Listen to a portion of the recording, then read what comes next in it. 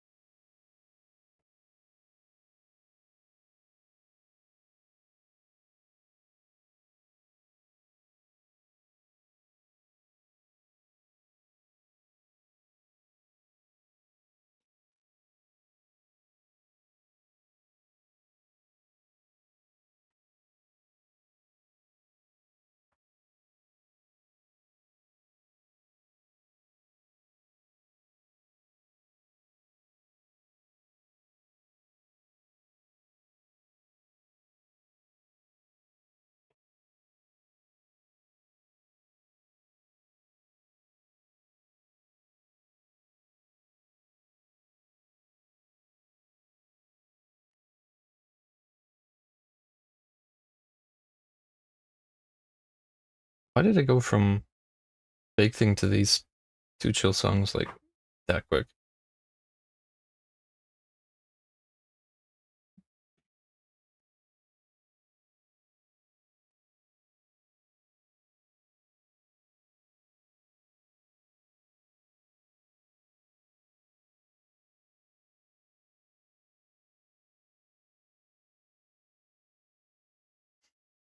Bum, bum, bum, bum, bum. All right.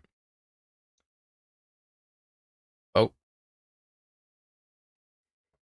hello. Oh, there we are.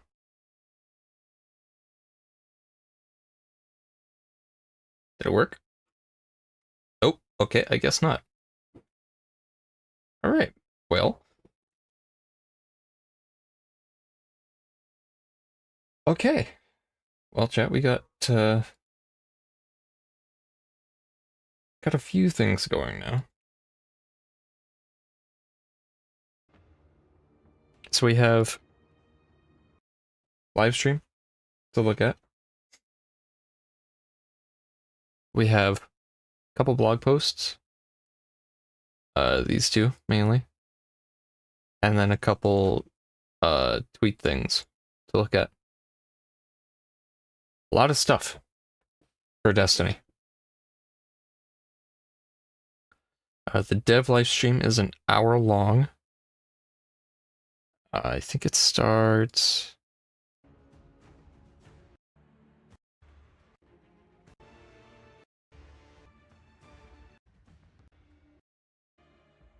Okay, maybe it's not like the full hour. Okay, there we go. So it is like basically an hour.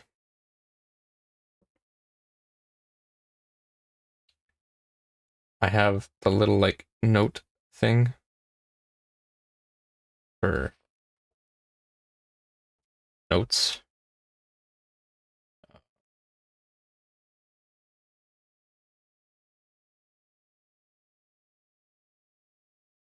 Notes.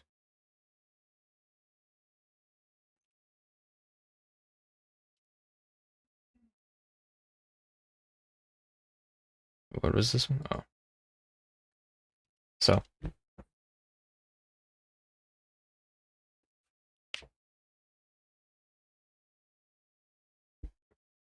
So.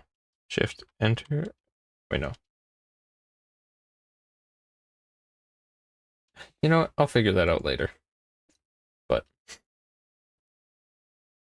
got a lot of stuff to look at.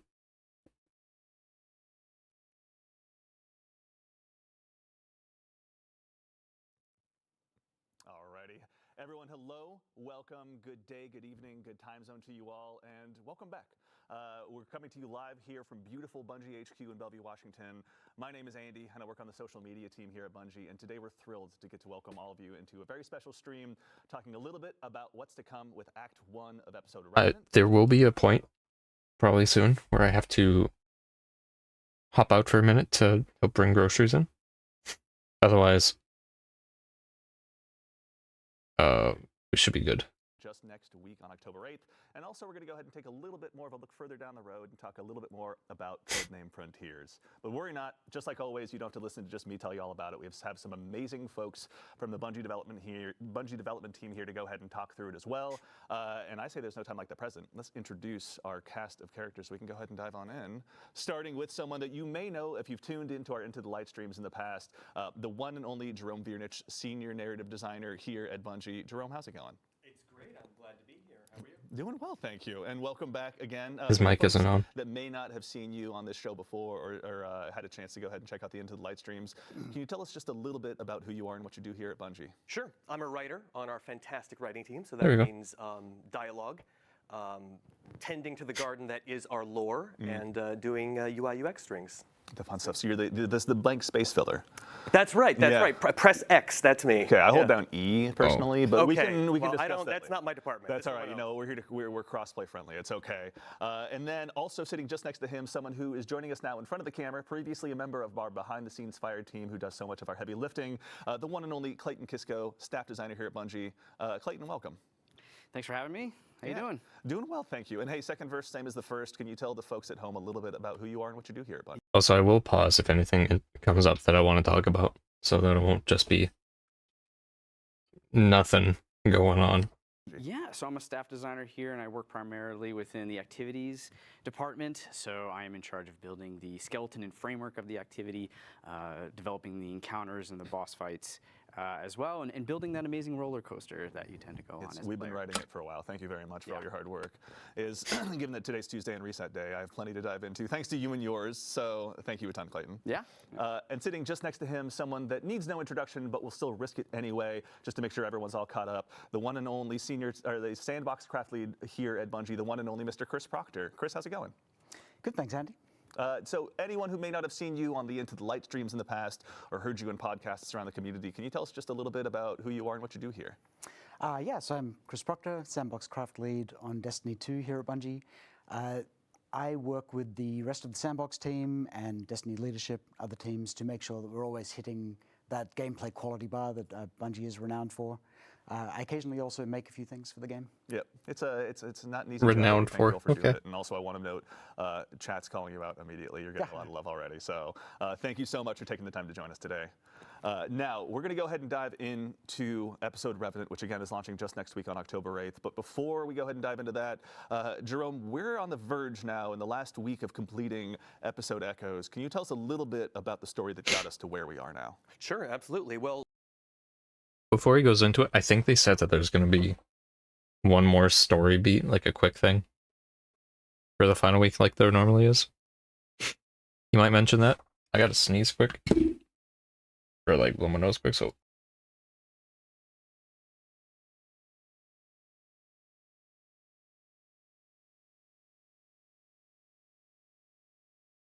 Hopefully. There's something to give a little more insight as to where they're going with Lakshmi being the conductor.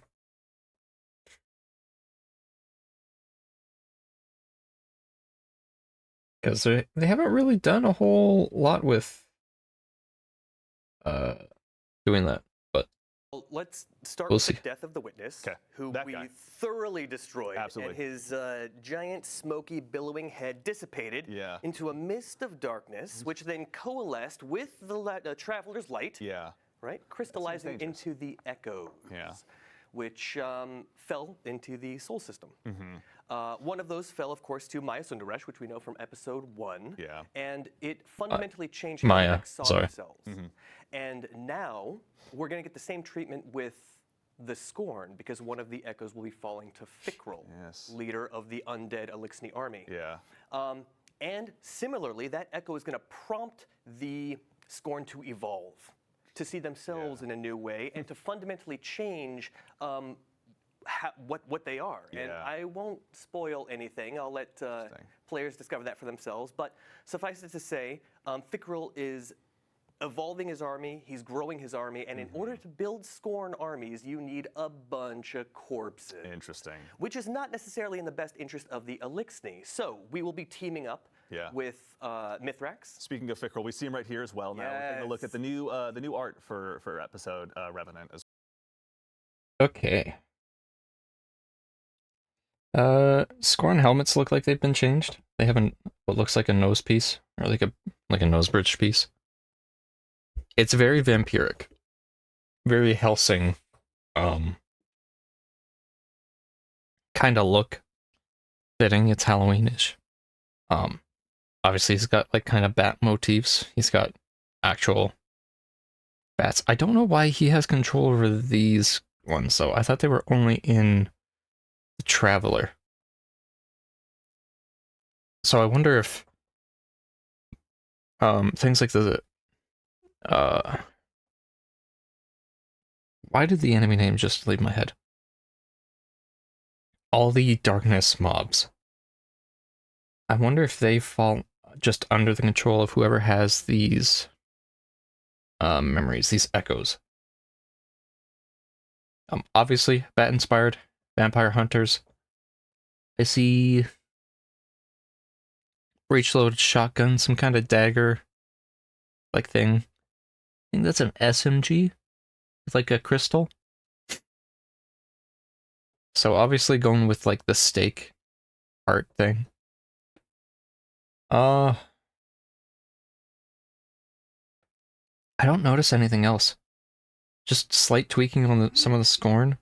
as well. So Fickrel's gotten a bit of a glow up, I think. absolutely, this whole episode is metal, and I think that shows it right there. That accurately depicts the tone of the season. Yeah, it's not messing around. I will say we won't watch the trailer today, but when folks see the trailer, you're right. Metal is the right word to use. So much slaying. Seriously. It's going to be awesome. Yeah.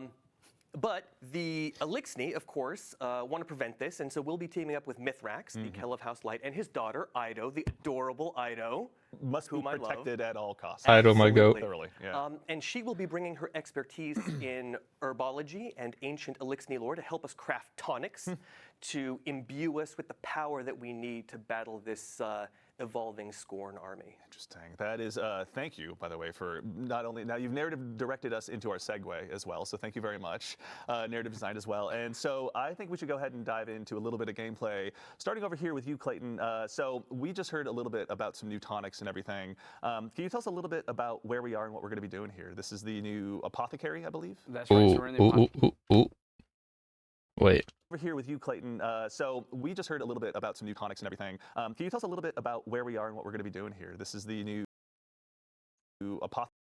Tonic capsule. Okay. I don't actually see anything new. Maybe glimmer increase? What's current glimmer cap? Current glimmer cap. 500k. Okay, so that's not. These all look the same, I think. Tonic capsule, that's an interesting. So this is a new UI section. apothecary, I believe? That's right. So we're in the apothecary space, and Jerome was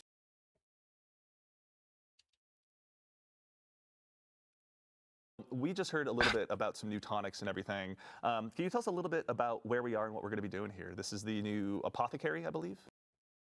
Holy shit. 4, 5, 6, 7. Okay. Interesting. And there's another tab. Volatile tonics, enriching tonics. Battle prowess.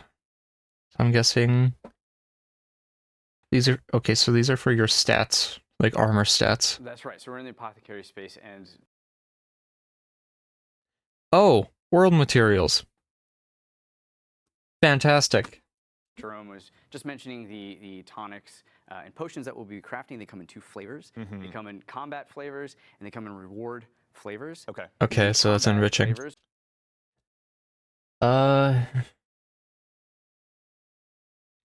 Okay. Wow. So that's scout, sidearm, hand cannon, breach grenade launcher, sniper, heavy grenade, reloading, helm, chest, glove, boot, SMG, another hand cannon,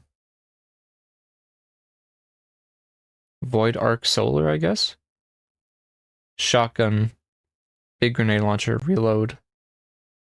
I don't know what those are going to are. enhance, or rather boost your artifact perks, specific ones. Yeah. Higher. While Frost Armor is active, primary ammo, stasis weapons deal bonus damage. Wind Chill Boost. Dealing stasis damage to slow targets has a chance to spawn a stasis shard. Increases the radius and strength of this freezing burst. Rarities of these tonics will boost multiple artifact perks, which is really great. Okay, yeah. Shattering a stasis crystal grants you a small amount of class ability energy. Stasis weapon final blows after activating your class ability spawn a stasis shard. Shattering frozen targets and stasis crystals deals increased damage. On the reward side, we want to create a new or novel way to chase. Finishers grant a small amount of health. While you have Arc, Void, or Stasis equipped, the blast also applies Blind, Weaken, and Slow respectively. Oh. Increases damage to combatants that are affected by a stasis debuff, so it's going to be a stasis season. Your gear and your weapons that you love. Yeah. And we took a lot of inspiration from the six. While Devourer's active special ammo, Void weapons deal bonus damage. Okay. Rapidly defeating weakened combatants spawns a Void Breach. Using grenade launchers to damage a boss, champion, or to break shields automatically reloads stowed weapons. Successive Into the Light, players got to attune to specific weapons. While you are amplified primary ammo, arc weapons deal bonus damage. Picking up a trace grants an armor charge, and blinding a target this way instead emits a blinding burst. And so with your reward tonics, you'll be able to attune to. Reduces incoming damage from combatants that are point blank. When you're surrounded, your weapons have increased handling, swords get charge rate. Picking up an Orb of Power or Elemental pickup grants you a small amount of health. Specific weapons within the season. Very nice. They're not craftable. Just more intellect. Okay. Picking up a Void Breach reloads shotguns and grenade launchers. Interesting. Create more seeking projectiles on final blow. In this season, cool. Which is important to note, but you will be able to target them, and they'll have enhanced perks. Got it. Okay. So you'll be able to go ahead and chase down that god roll you're looking so desperately for. Yeah. Increased rewards earned by defeating combatants and completing activities. Okay. With the help of this, but also, you know, for the build crafters out there, they're going to have even more to dive into than maybe just the episode artifact and everything. These are going to go ahead and help just boost a lot of those traits, I guess. Yeah. Yes. Yeah. Okay.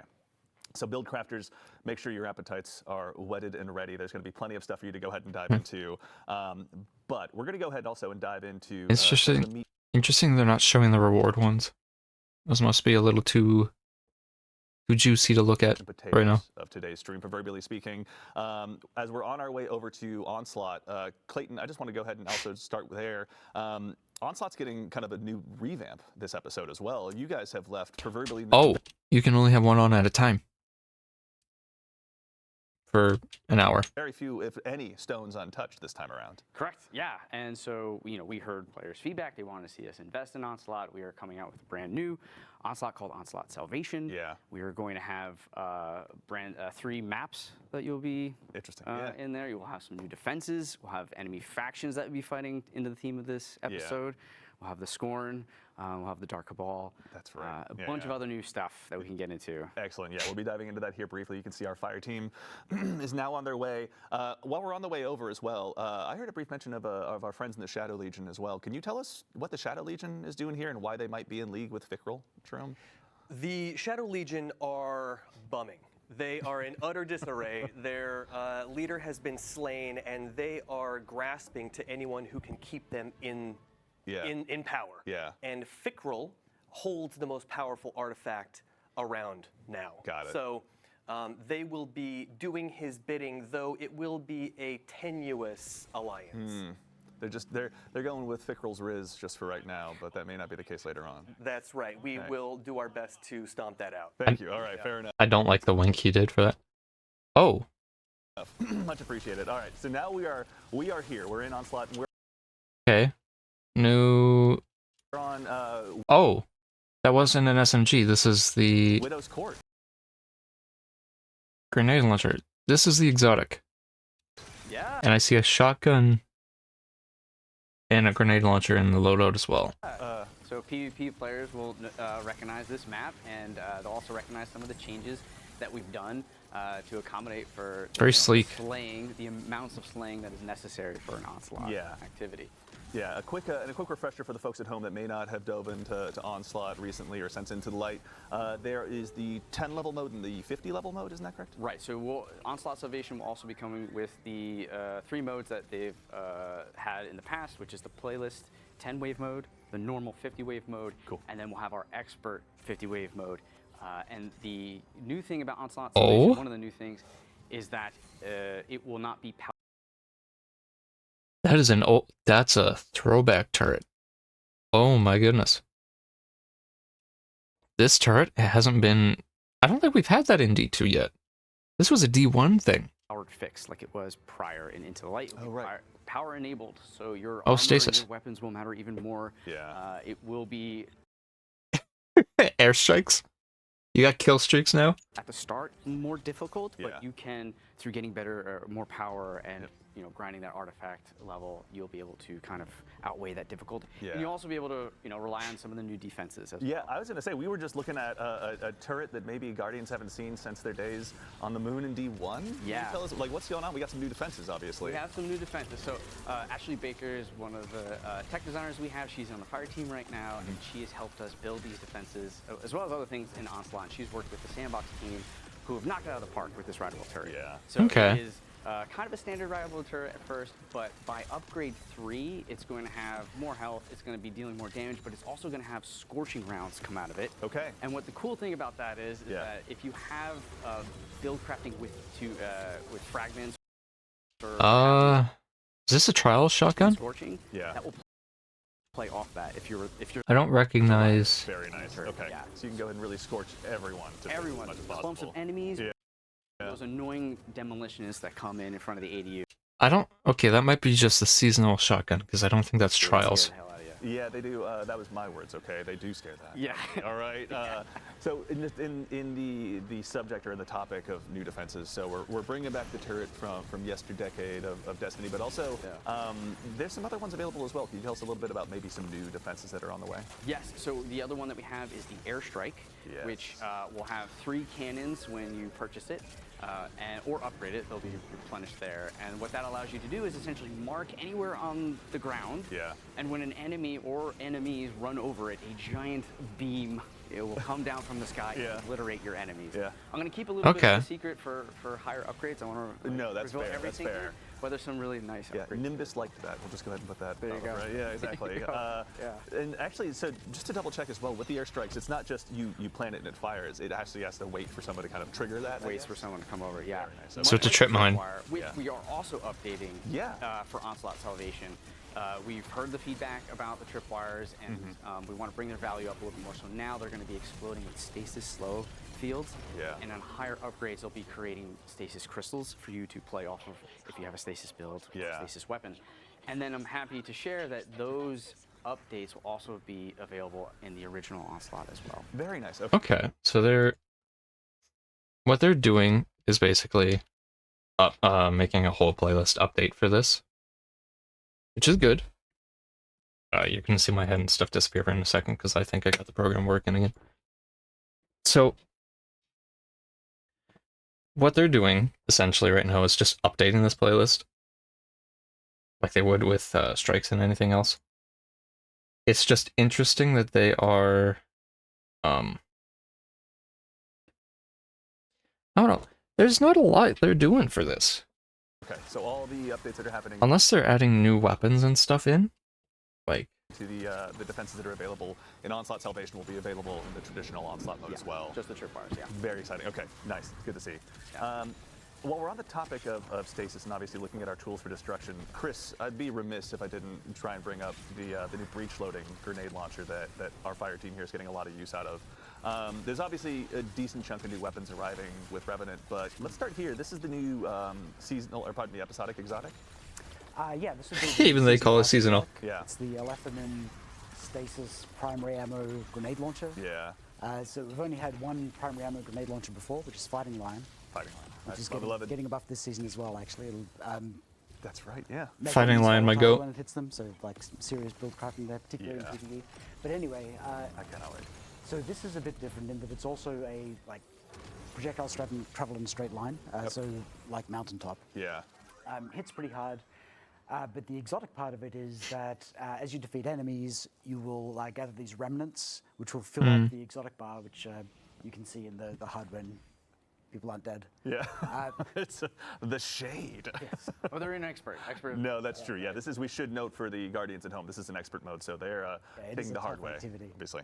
But yeah, so when I the mean, bar they- reaches 50%, you can special reload, and your next shot will launch a special ammo brick for you and your allies to pick up. Very nice. And when you reach 100, you can special reload and launch heavy ammo. So this lets you really go Oh. on a new type of support role, which Yeah. is like ammo support, which we haven't really seen in the game. Yeah, I mean, honestly, I think on my side, I really just spend a lot of the time getting like the Seeker and Finder mods on my helmet, but it seems like a nice additional way to go ahead and make sure that you're really feeding the fire, feeding the fuel, pardon me, of the heavy ammo burners like myself who have been addicted to microcosm recently. So So potentially you could have one person in the fire team go all in on ammo generation, and Yeah. the other folks. build Very the good. Okay. also, so Clayton, when it comes to the other stuff that's arriving with Onslaught Salvation, So this grenade launcher, 3 modes, generates ammo. This is a support weapon. Kind of like Lumina and other ones would be. are there any new things we're looking forward to? I know that we're obviously fighting the evolved Scorn, but are there any new bosses or anything? people can look Interesting. forward to? Right. So the Fickrel Scorn are also going to be coming out with what we're calling the Revenant Baron. Okay. And that thing is scary, and you'll see it on wave 6 here in a second when the players are instructed to go into like a Revenant nest and go and Yeah. save the Elixni from being captured. Yeah. These Revenant Barons, they stalk the area, and when you kill them, they will create a Revenant totem which flies in a random direction, Yeah. leaving a trail so you can kind of like stalk it, find it. Yeah. You have to kill it before it would respawn the Revenant Baron. Oh, really? Yeah, so there's some hide and seek gameplay Oh. there. Yeah, and so we also have for the rewards side, starting on wave 30, set 3, players will have a small chance to get a fully masterwork double perked episodic weapon. Oh, nice. Okay. Yeah, Oh. and, on expert, like we're playing, Yeah. if you remember the bonus chest on harder difficulties will show up. So if you're playing on expert, you have 2 chances. Okay, all right. So really make sure you're Okay. playing through those final levels. Try and hit that ceiling of level 50 so you can really facilitate the loot grind as much as you can. 100%. Something we mentioned recently in one of our Dev Insight vlogs as well are Banes, which are going to be making an appearance here in Onslaught. Can you tell us a little bit about that as well? Yeah, so we'll be with the expert mode only. We'll be having Banes throughout the activity, and we'll also be adding mods. So Oh. it's really nice to have them show up because they add another layer of replayability Yeah. into expert. You don't know if you're going to get the gaseous one where like, you got Yeah. a dot on you, or if you have to break line of sight, but Yeah. it adds a fun variability. Okay. to the gameplay, so every wave feels different. Yeah, I mean, you've got Debuffs. Please. I just wanted to point out Yeah, here, please. you'll notice 2 things. First off, the fire team is tracking that Revenant Baron, just like you said. Yeah. And also freeing captured Elixni. And as to why Right. people want to keep Elixni captives alive, Yeah. I'll save that for the players to discover. Sounds devious. The other thing is that you'll see Crow chiming in a lot. He's features prominently in the season. Right, yeah. Okay. Because he is inadvertently, of course, responsible for creating Fickrel, and so it's his responsibility as the new Hunter Vanguard Yeah. to rectify his old problem. Interesting. Even though he can't be like, hey man, that was Ultron. That wasn't me. He's going to step up and take responsibility for that. Absolutely. Old Fickrel's fickle out there. Oh. Even to that same end, too, we're going to be hanging out with Crow, with Ido, and with Mithrax, obviously, at the main kind of part of the story. They're going to be the ones that we're going to be hanging out with the most, you'd say? Or? There will be some other Elixni, some venerable old school Elixni that poke their heads in that you'll see some drama with. I won't say any more than that. Fair. But it will be in everyone's interest to see Fickrel go down here. Okay, got it. A little bit of enemy, my enemy. In this case, they're all our enemy. That's right. Fair enough. Don't enemy of my enemy. Are they gonna bring back Tanix? Somehow Tanix has returned. Actually, Please really quickly, don't. Clayton. I know we kind of touched on several different subjects here between the different defenses, different enemies, the different kind of structural opportunities that Onslaught Salvation has provided you. What was it like, sitting down with a team and sort of looking at this new refresh on this activity? Like, did you guys take any big challenges for yourself where like we want to do this? Yeah, we knew we just wanted to build and evolve and just do more. Yes, right? absolutely. It's a metal episode. We want to do Onslaught. Let's metal it up. Yeah, right? yeah. So things like the turret, things like the Revenant Baron. We really want to play into the themes of this kind of haunting, spooky episode. Yeah. And you're seeing that in the world art. You're seeing that in the different defenses. And I like the little seasonal icon, kind of Batman-esque. ringing Yeah. as well. Yeah. One thing I forgot to mention too is we are updating the moth yards from the original Onslaught. Oh, really? We've heard feedback from there. If it's taking a little bit longer, we want to bring Yeah. our goal is to bring that in line with the rest of the maps of the original Onslaught. Okay. So Yeah. we're making some updates there to get that to go. Very quicker. exciting. So reasons, obviously, to dive into all versions of Onslaught as we go ahead and move into Revenant. Yeah. Very exciting. Actually, and while we're here, out here, slaying out as best as we can against this new undead army, Chris, we're going to have obviously a slew of new episodic weapons arriving this time. I like this launcher. I know we've kind of spoken about this breach loading grenade launcher. Are there any other notable ones that you're most interested in, or most excited, rather, I should say, in bringing back? Yeah, there are a few weapons that I'm going to personally be chasing rolls on. Yeah. I'm particularly fond of the new double fire stasis grenade launcher. Yes. Only the third double fire in the game, and the other two are energy slot. Yeah. So you'll be able to run this in your kinetic slot. It's got the new perk Envious Arsenal, which is like directly targeted. It's like a dragon grenade launcher. Whenever you do damage with your other two weapons, the weapon reloads. Yeah. So you can just cycle between your weapons, get it back, and it also has chill clip, which on a double fire is particularly cool. That's So, like devious, hit twice honestly. or 4 times. Yeah. There's also some cool synergies with the new perks on some of the other weapons. So the hand cannon can run the new perk Rhyme Stealer, Yeah. which every time you shatter a stasis crystal or a frozen enemy will grant you frost armor, Yeah. which is the new verb we introduced recently. Right. And that can also roll with Headstone, which will generate stasis crystals. Yeah. So you've got this like self-contained loop there. Yeah. Submachine gun is an arc precision, and that's got the new perk. Shoot, what is the name of that? My memory's failing me. Yeah. Anyway, it directly ties back into Jolt, right? Like the Right, thank you. Vault Shot is great, but it requires a reload on your weapon after a kill. Yeah. This one's triggered on sustained damage, so That's right. you will jolt the target, and then the perk I'm going for in the other column is Loose Change, which every time you apply a debuff gives you a reload speed buff. So you'll be constantly having that loop cycle. Yeah. Okay. And also, so we're going to look at the new artifact here in a little bit once we go ahead and move through this final wave of what's in front of us right now. But there's also, it's been featured a little bit in some art about Destiny's 10th anniversary, an exotic of yesteryear, we'd say, with all the Icebreaker? Guardians who have been sticking around for a while, rather. Icebreaker. Yeah. Yeah, Icebreaker is coming back. It's something that we've been holding off on doing just because the ammo economy issues that are introduced in Destiny 1 Sure. are pretty dire. Yeah. But we've got Loot bauble failed to spawn. Item may be flushed to postmaster. Okay, so that's a dev thing. Okay. version here which we think lets you get back into that fantasy of just like Chat say always anything having- about that? Show the dungeon. Can't hear anything. That's unmute. Icebreaker.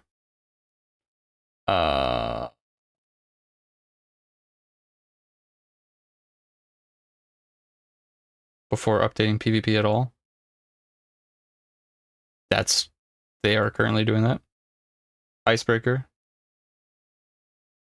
uptime on the weapon. Yeah. Icebreaker, without let's having to go. just hang back and like plink away at enemies from Of course. behind Yeah. whenever like. So Yeah. the way it works is assists and final blows with other weapons will just generate ammo for Icebreaker. Got it, And It's okay. got like a 10-round magazine. So Wait.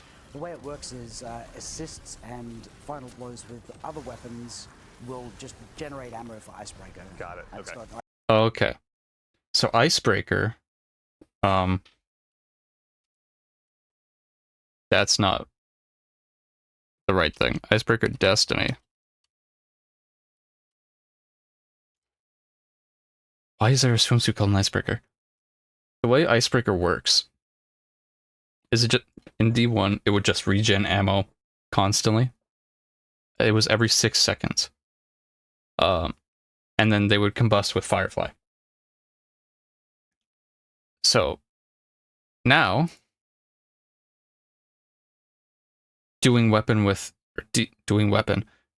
with other weapons. He said assists and what? Enemies from range, which Yeah. I never liked. So Yeah. it lets you get back into that because the ammo economy issues that are introduced in Destiny 1 Assists pretty and dire. stuff? Yeah.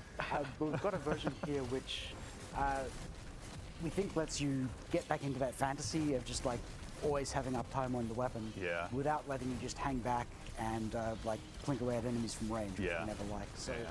the way it works is assists and final blows with other weapons. Okay, so an assist and a kill with your other 2 weapons, your primary and your secondary, will generate ammo for your icebreaker and your heavy. So you probably won't be able to pick up heavy ammo normally, which is interesting. But I wonder if there's other ways to generate ammo and to reload ammo for your other weapons. So I wonder if that's going to cycle more into it. Will just generate ammo for icebreaker. Got it, It's okay. got like a 10-round magazine, which is also the same size as reserves. Yeah. 10 So round. The play is that in between boss damage phases or something, you and your team slay out, and as long as you're Yeah. getting assists or kills, you'll come back in fully loaded. Got it. Yeah. And you know, in Destiny 1, there wasn't actually any ice to break, right? So True. this time, we actually have a bunch of ice that we can break. I won't go into detail because we've got limited time. But Fair enough. Oh, so it's a stasis weapon now. This stasis episode will certainly be giving people a lot of reasons to break the proverbial ice by the sounds of it. No, that's very exciting to check out. Okay. Exotic chess piece. I'm thinking that's just an ornament though. 196, okay. So they're using the helmet. I don't think those boots are for the season. That's the new Halloween shotgun. Okay. Grenade launcher from the season. So it's kind of draconic. Maybe. Now, while we're still here, let's go ahead and check out the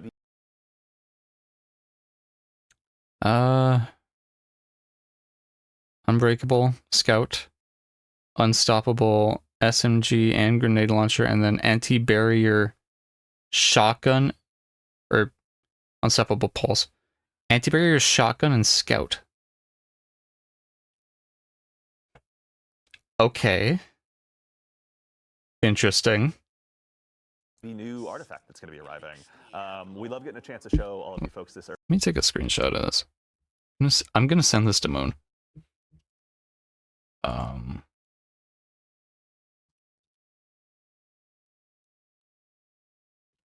New artifact perks.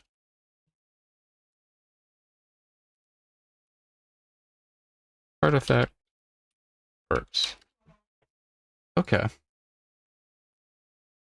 So, I don't know what these other ones do. They change every time. I'm guessing this is something solar related for Scorn. Some kind of Devour. Breaking Crystals. Arc, I'm assuming. Void. Very Stasis Void theme. Early, so you can go ahead This and season. start your build crafting. But Chris, I know obviously last time around, if I had to kind of paint it with a meta, I'd say rather it'd be very focused on sniper rifles, solar. If there was a similar theme for this particular artifact, what would it be? Ooh. Frost Armor's active stasis weapons gain increased reload speed and stability. Stasis swords get guard So it goes resistance. very hard into stasis. Yeah. Like touches all. Rapid weapon final blows grant you a bonus to mobility. Weapon final blows with the Dark Ether Reaper origin trait count as more than one. I wonder if it's like counts as 2 or 3. All of the stasis verbs. If you want to make a stasis build, you can. Dark Ether Reaper origin trait, so that's the weapon thing. There's a chance to spawn an extra Dark Ether charge. Weapons with the trait are overcharged when the modifier is active. Okay. Amplified in a bunch of ways Yeah. here. We're also Deals increased weapon damage to Scorn. Wearing Shadestalker armor. So the seasonal armor increases bonus damage. adding a bunch of grenade launcher. Dealing damage with a grenade launcher temporarily increases the reload speed of grenade launchers. So we've got overload grenade launchers, which is great, like tagging those like super deadly overload champions. Yeah. Also bringing back a variant of like Wind Chill. Rapid stasis weapon precision hits grant you a stack of frost armor, so you don't even need to kill them. Rapid precision hits from enemy or from weapons with the origin trait grant you more stacks. And then a boost. Dealing stasis weapon damage to a slowed target has a chance to spawn a stasis shard. Wow. everyone's favorite grenade launcher artifact. Oh, activating a matching volatile tonic grants additional effects. Okay. Gather stasis shards to gain stacks of crystalline converter. Your next powered stasis melee hit creates stasis crystals equal to the number of stacks you have. And then boosted with a tonic, your weapon final blows. After activating your class abilities, spawn a stasis shard. So, Warlock, you put your rift down, shoot somebody with a stasis weapon, then it gets an extra shard. Perk, breach and clear. Oh, yes. Big jump. Using a grenade launcher to damage a boss, damage a champion, or break a shield weakens them. Boosted by using grenade launchers to damage bosses, champions, or shields. Automatically reloads a stowed weapon. Weaken enemies, and then when you boost it, you can get the second part of that old perk. We were saying earlier, you can boost artifact perks with the potion system. That's right, yeah. Good. I also will admit I'm very selfishly excited to see anti-barrier scout rifle back. It's been so long. Anti-barrier. I've missed it. Barrier scout is great. I'm going to pretend. After doing a finisher on a powerful combatant, like a orange health enemy, gain temporary damage resistance while you have 2 or more armor pieces equipped. After finishing a combatant, gain increased temporary damage resistance and replenish health. Okay. Pretend like that's just for me, for my own benefit today. We're trying something a bit different. So you punch, or just doing more and more finishers. Rapid final blows against weakened combatants grants you Devour. Rapidly defeating weakened combatants spawns a Void Breach. So it's very even your vampiric Artifact as well, this season. So the first column is all anti. Trace evidence. Rapid precision hits or rapid final blows on targets affected by jolt or blind generate ionic traces. So if a boss is blinded or jolted, just keep doming them, keep pinging them, or killing them. You'll just keep getting that feedback loop. Ones like the capstones for While Frost Armor is active, taking critical damage from combatants causes you to emit a freezing burst.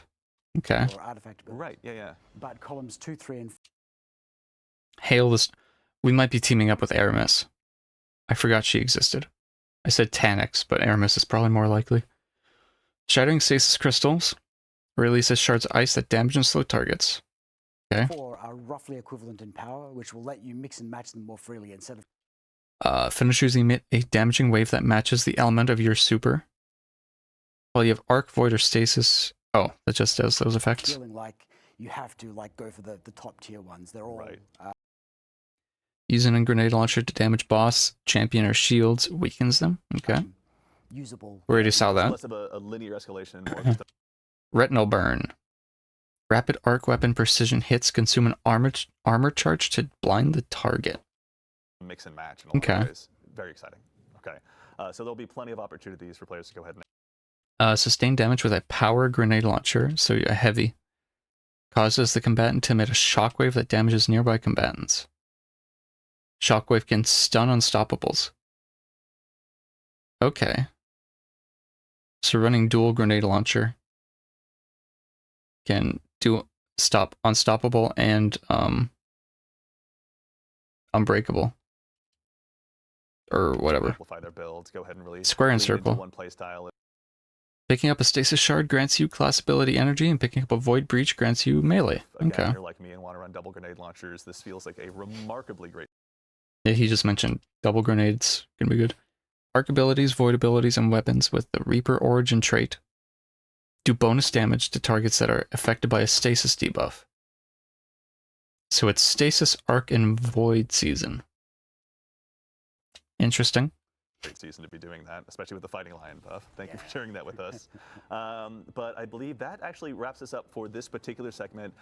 You didn't show but 2 of there's them. Also, a couple more things that I wanted to go ahead and tease for the arrival of Act 1. No! For starters, an old favorite strike is going to be making its return. What? The inverted spire is returning. But Clayton, it's not coming back exactly as people remember it, is it? Nope, we're taking an approach and adjusting all the encounters, and you'll see more Vex than what you're used to. That's true. I can confirm. My compatriot on the social media team, Mitch, showed me through it a little bit. The only thing I'll spoil is if you like death lasers, you're gonna have a great time out there. Oh, lovely. And then in addition to that, there's one more thing we wanted to add in. Arriving with Act 2, mind you, of Revenant, and I'm going to read this to make sure I get it right, inspired from a fan favorite activity from Destiny's past. We're going to go ahead and bring back an activity, but we're not going to tell you anything outside of that. So chat, speculate, let us know what you think. Go ahead and shout us out. Fan favorite activity. I already know it's not Sparrow Racing.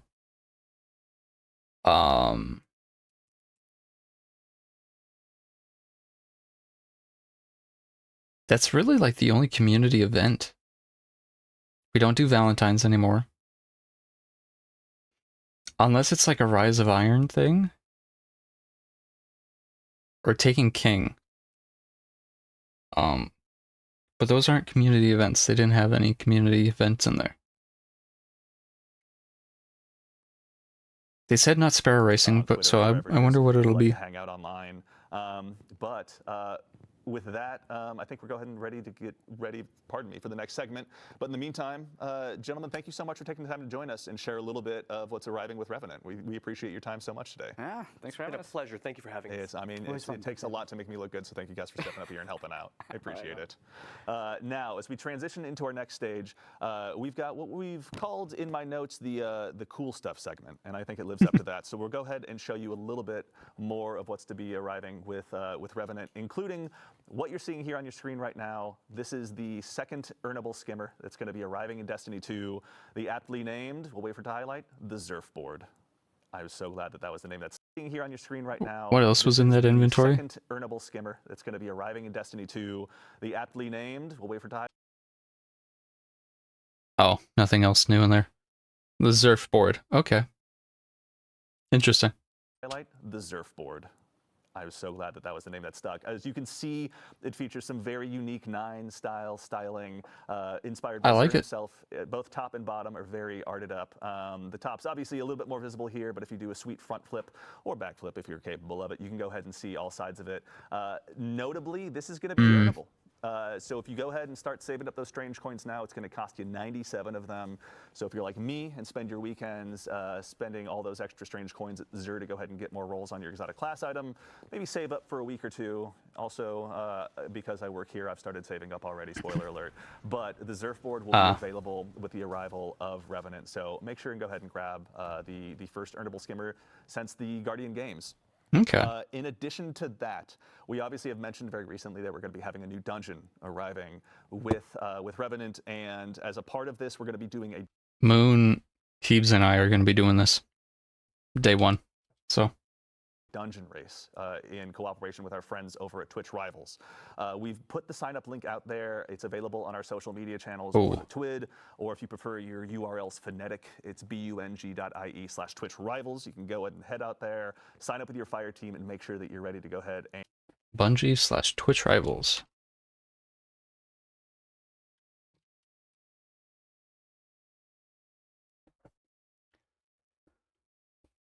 I'm going to, I'll see if I can do that with them. New challenge, which will again also provide some additional chances for Bungie rewards. You can see here on screen, we've got a look at the hoodie that will be earnable along with the bracelet. But perhaps what's most interesting about the hoodie is that as a part of the dungeon race, if you're one of the top 3 teams to go ahead and cross that proverbial finish line, then we'll be able to ship out a special embroidered version with your gamer tag on it as well. So make sure to go ahead and dive on in and prepare to try and cross that finish line first. And now we're also going to take one quick look. Festival of the Lost is going to be arriving with Act 1 of Revenant as well. And if you all remember, you took a chance to vote on some armor sets. Oh, I remember.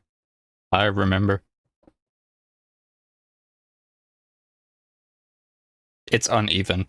It's asymmetrical, and that irks me, but it looks nice. So Hunters up first. You can see here we've got the Evil Wizard set. I myself am very looking forward to adding this to my collection.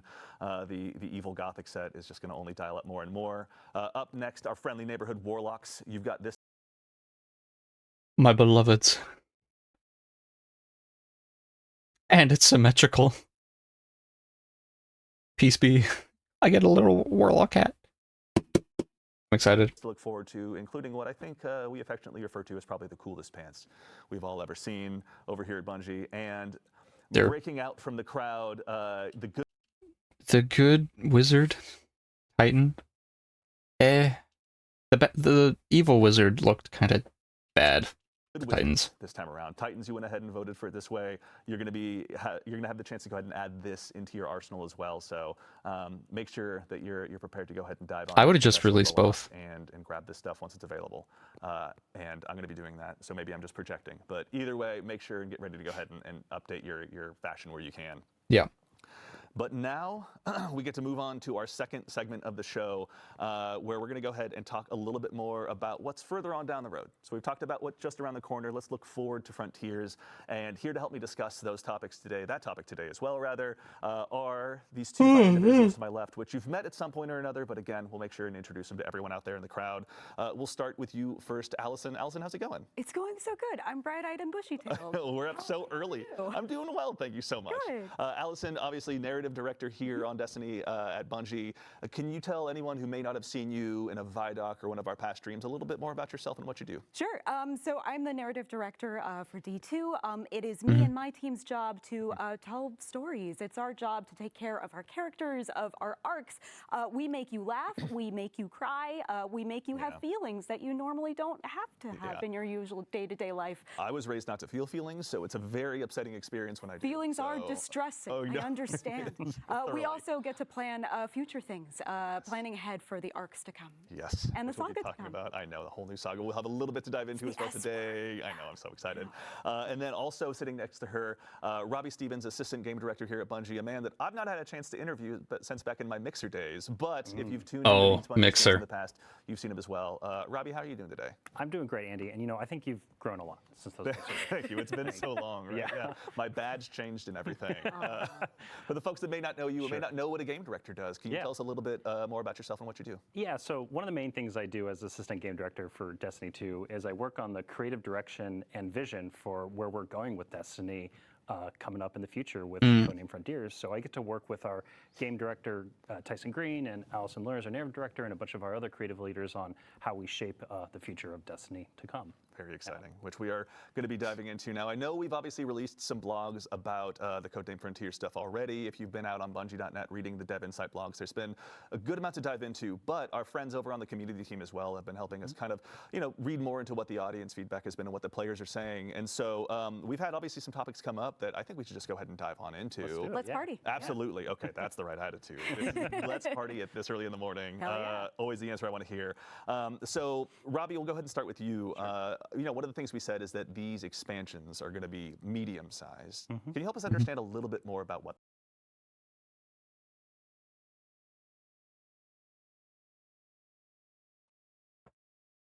All right, chat, we have 5 minutes. And then I got to take a quick break. That means? Yeah, definitely. So expansions are changing going forward with Codename Frontiers. And so our philosophy behind this is moving from one really big, all-consuming tentpole moment that kind of takes all the oxygen in the room at one point in the year to two what we consider big tentpole moments happening in each year. And so those tentpole moments coming twice a year now are going to bring with them fresh content and new stories that are going to move the world of Destiny forward. And to answer your question directly, the way we're kind of looking at the size of these is similar to like Rise of Iron from Destiny 1. But this is happening like twice a year. It's as compared to the past. Yeah. Rise of Iron. Rise of Iron. Peak. Just peak. Tip top of the mountain range. Touching the clouds. We get 2 of those? So, what's kind of the reason we're talking about this, the rough shape of the box here that we're filling is that what comes with it is like each expansion is going to have its own unique version of a campaign and post-game experience that you can dive really deep into beyond the initial playthrough, similar to how things like the Dreaming City or the Pale Heart from the Final Shape had worked, where those beyond those initial campaign experiences, there's like further things to explore and secrets to uncover. And so making our expansions unique and deeply replayable is a big goal for us, in large part to support all the new gear and the new tiering of gear that we're putting into the game, right? And so it's New one tier. about, so like, each of these expansions, again, they're going to tell a really compelling story as part of our next saga. But I really want to stress that they're also going to be unique experiences, unique campaigns and post games. Yeah, I know that's something like, I've kind of overheard some of the conversations where when it comes to these expansions as well, obviously the corollary we're using today is Rise of Iron, but like these are going to be brand new experiences, things that we just like haven't released before in the past. Yes. Can you tell us a little bit about that as well? Or Yeah, definitely. And so for Codename Apollo specifically, the first expansion coming up with Frontiers, you're going to journey to a Metroidvania-inspired destination, right? That's our guiding light for how we're creating this new location. And so this new destination is going to feature a nonlinear campaign that puts you, in the driver's seat of exploring its world and its story. So this is very different from the past, where you're kind of following a very linear mission structure or line. That's very simple in many ways. And Allison actually recently talked a bunch about this in a blog post. So when we made the decision to lean into that Metroidvania structure, we knew that the narrative structure had to match, had to complement that structure as well. And so the way that we're going to treat nonlinearity in Codename Apollo is when you arrive at our destination, which is a new destination, you'll be able to decide if you want to go to Region D or Region C, or maybe you want to go check out B, because that's going to be where you get the ability that allows you to access Region A, so you can talk to that character that you really like. We really want that sense of the player being in the driver's seat, of being able to decide where and how they want to explore and discover the secrets that we have in the world. And whichever of those different choices that you make doesn't negate the others. We want you to explore every crevice inside of the experience. And to help support that, we've structured our story in a complementary way. So we'll have the normal kinds of activity dialogue that you normally experience in a campaign, but there's also between 25 and 30 different threads of stories that you can discover and chain together after you complete an activity. There's so much richness to discover that we're creating. You see that little thread of that shining rock somewhere, you can really just afford to pull on it and just dive in by the sound Absolutely, that's what we want you to do. Okay, that's awesome. So actually, let's go ahead and stay on the topic of story here for just a second as well. I think that there's been some conversations about the future of narrative destiny, which has obviously been so central to the experience, so core to our characters and our stories. There's been some concern that maybe the new structure might not afford the opportunity for as much story in the past. Can you tell us a little bit about what you guys are planning and what that means? That would be news to me if it suddenly vanished. I like what Allison, I do. please stay. Please don't let go. Yeah, exactly. Is this how we find out? No, story is destiny. What makes destiny destiny is that beating heart of story at its core. That's not going anywhere. The thing that this new structure allows us comes in two parts for story. Part one is pacing. With these 2 tentpole beats a year, the feeling that the world is changing and growing and moving is going to come much quicker now, which means that we can move the plot along at a much quicker pace than we used to. Part 2 is focus, because these are... Is that how you spell pacing? I'm so smart, dude. Structure. New story pacing structure. more focused releases, we don't have to worry about padding the sides with a bunch of extra stuff to kind of fill in the space. Nope, we are zeroing in on exactly what each of these releases is trying to communicate. And so that means we're going to tell a more focused story and with pacing that keeps up with what fans want. I mean, it's also too, it's interesting because, obviously the narrative is one big part, the story you're telling, the words on the page, but another part of it, given that we have the unique opportunity with a medium like video games, is how players interact with it. We've seen some comments online and some notable conversations about, go talk to vendor X, head over to the holodeck and say hello to this other person, go back to vendor X and shake their hand one more time. Can you tell us a little bit about that structure, what you guys are planning on? Yeah, it drives us bonkers too. No, we believe that everything should be questioned, right? Like we Yeah. should be questioning that structure, and we Yeah. should be reinvestigating it. And starting with Revenant, and especially when we get to Apollo, Yeah. we're going to be deliberately shaking it up. By the time we get to Apollo, that loop, that pattern is more or less gone.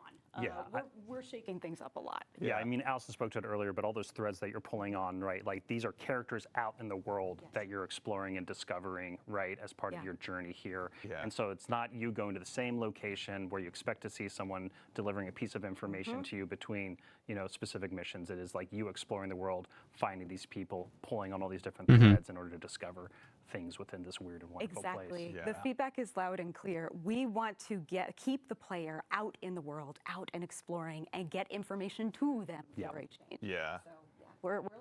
And also, I mean, I will say, Allison, you didn't arrive empty-handed. You've got some cool concept art to share with us as I well. brought some goodies. Okay. I brought some presents. Thank I brought you. some birthday presents. Happy Her audio birthday. keeps like Happy birthday, going in and everyone. out. Looking at October 1st. concept art is always a joy. Exactly. It's a good way to go about it. It's better than wrapping paper covering a PlayStation. I don't It's know. true. It's true. Let's go. Vaulted into this. content would be this cool. is, we've got up on screen.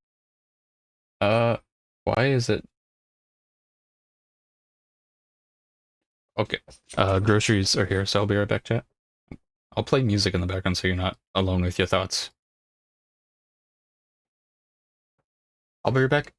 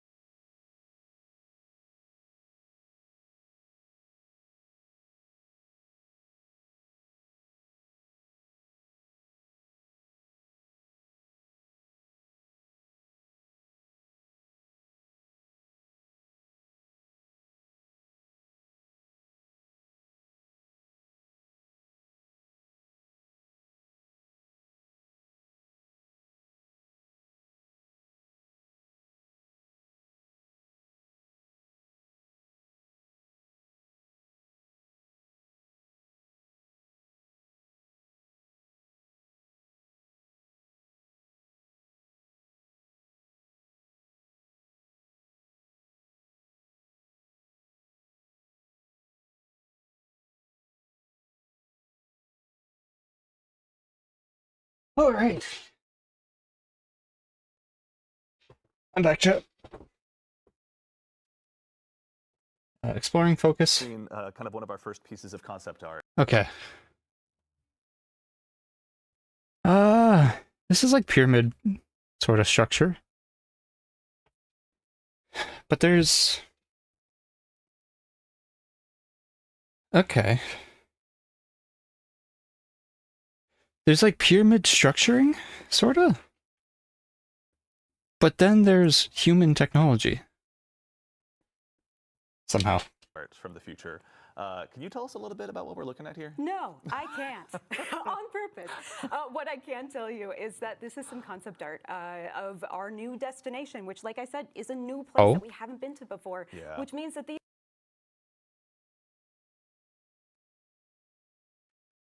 Interesting. No, I didn't want to open that up. people that you're seeing are people that we haven't met yet. Wait. We're going to learn a lot more about them. And I'm sorry for all the back and forth.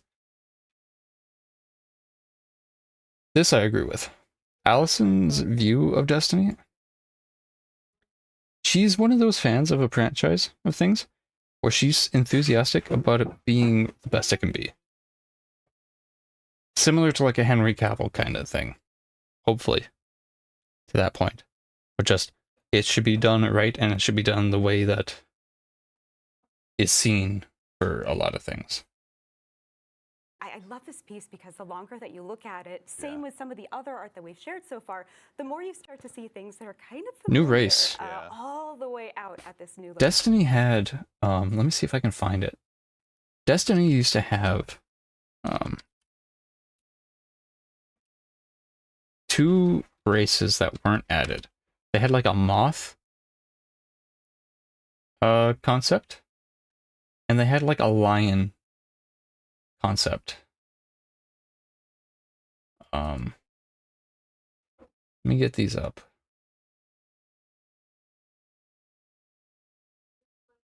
So it was like a Mothman kind of idea, and then kind of like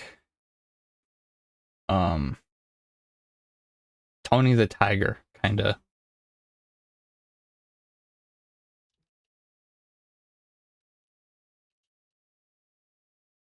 Why is it not showing up?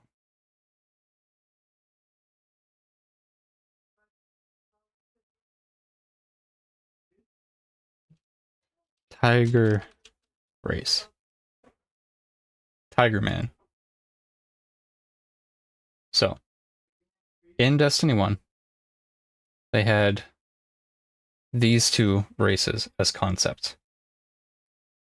A noble bestial race.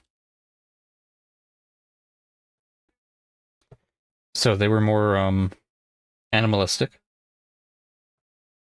I don't know how this, I don't remember. I think this was an allied race. And then we were fighting. The hive used to be actual bug kind of hive. Moth people. And that doesn't look similar to what they have here. Yeah, but I hope like that idea goes. What's the symbol on that banner? Is this a seance or a wedding ceremony? Who knows? I know, right? and I'm not telling. A single soul. Nope. Okay, all right. Plenty to dive into, including we've got another piece of concept art here as well. Yeah, something we talk about a lot, and like, I think the last concept really like spoke to it is like when we're especially I don't notice anything. New destination like this, like we really think about like what is a storied history that's stairs, living area. This looks like inside a planet, like a geode. Happened here. What's something that players a planet. can really sink their teeth into and dig deep into? And you know, going into this concept, something that I love about it that's really resonant with me with a lot of the early creative discussions we had on it is that we wanted this place to feel like an exotic world that is just tailor-built around the joy of discovery, right? And then so within this new destination in Apollo, you're going to be discovering powerful abilities in order to uncover secrets in this location and in order to carve a path to the great mystery at the heart of the planet. And that's what like these concepts, you know, when I look at them in retrospective as the team is now actively like building a bunch of this. It's very alien.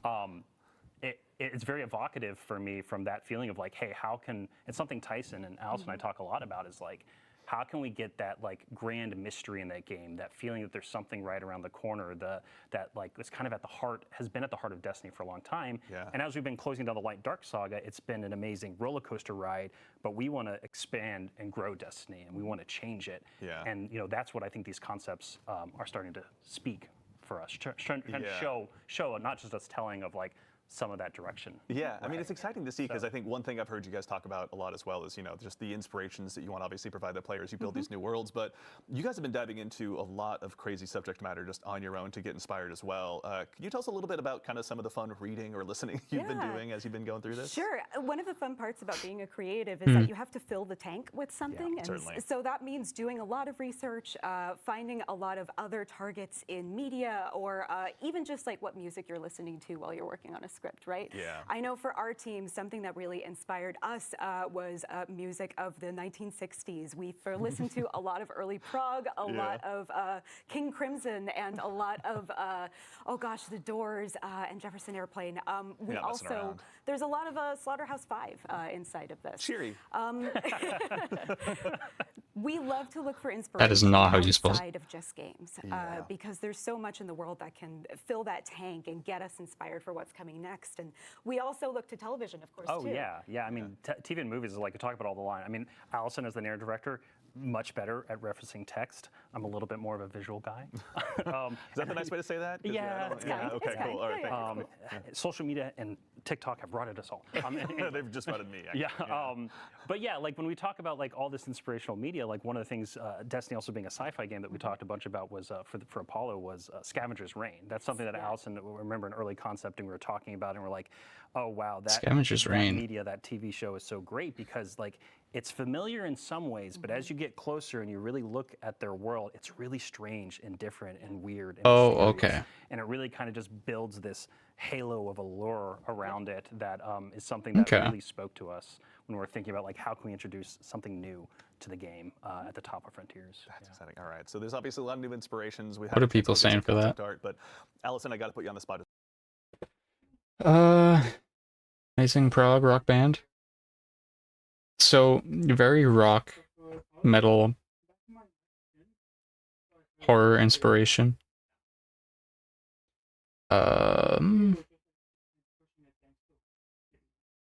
This is something I want to know. If you can buy both DLC in a year at once as a bundle, or if it's individual only. King Crimson.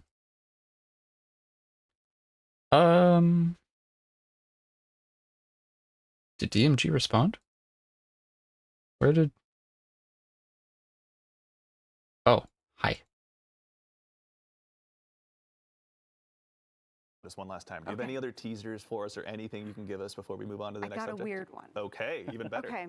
Halo? So imagine going to a mansion, like a really nice, really big fancy house. Okay, not just in the tutorial to Tomb Raider. No, Okay, like a nice one. Okay, thank you. So you're going in and looking at like a parlor room or something, and maybe the owner of the house tells you there's a secret door somewhere in here. And you're looking around and you can see the door that you came through and you can see the window, but it kind of looks like a dead end, like there's nothing in here. And everyone knows that a good secret door comes from like behind a bookcase. Like you go up to a bookcase and pull on a book or a little statue that's been in front of your face the whole time, but you just haven't had the focus on it yet. And if you pull on that, it opens up the secret door, and suddenly what was a dead end looks like an entryway. Yeah. And that's what this saga is. Okay, that's very exciting. And it won't be like Young Frankenstein where I get stuck in the door. You will not get stuck in the door. No, I will not let anyone get stuck inside the door. Or Matthew McConaughey behind the bookcase. Murph. Okay, all right. Thank you again, Allison, so much. There's obviously a lot of cool stuff to dive into, but we'll let you and yours keep crafting. But we've got also one more subject as well. Robbie, I'd love to bug you about one more thing, if that's all right. Yeah. So we've seen some feedback on reward tiers and how there might not be enough variation in loot for players to go ahead and get encouraged to go ahead and keep chasing down more gear. Can you tell us a little bit more about what you're all building right now and kind of what that means to you? Yeah, so this is like very valid feedback, just acknowledging that in the first place, because the first thing we announced was just like, hey, there's some new tiers, right? And then obviously, you're going to look at that and go like, well, I have a bunch of amazing armor and weapons now, so like, why does this matter in the future? And so totally, that feedback makes a lot of sense to us. And so what's really top of mind and has been for us for a little while now is how we can make not only chasing gear within individual tiers interesting and the whole system interesting, but also how we can make those higher tiers of gear compelling to chase, right? To have that mountain to climb. And so that comes in two more forms. rare? that I can talk a little bit about today. One I can go a little more in depth on, which is our next generation armor. Yeah. That's going to be coming with Codename Frontiers. And then we have some really early thinking for weapons. Okay. And so for armor, yeah, let's start there. Yeah. Is that okay, Andy? That's perfect. Yeah, If you wouldn't mind, Robbie. Yeah, I would. Okay, be happy thank to. you. So yeah, let me lean in here to focus a little bit.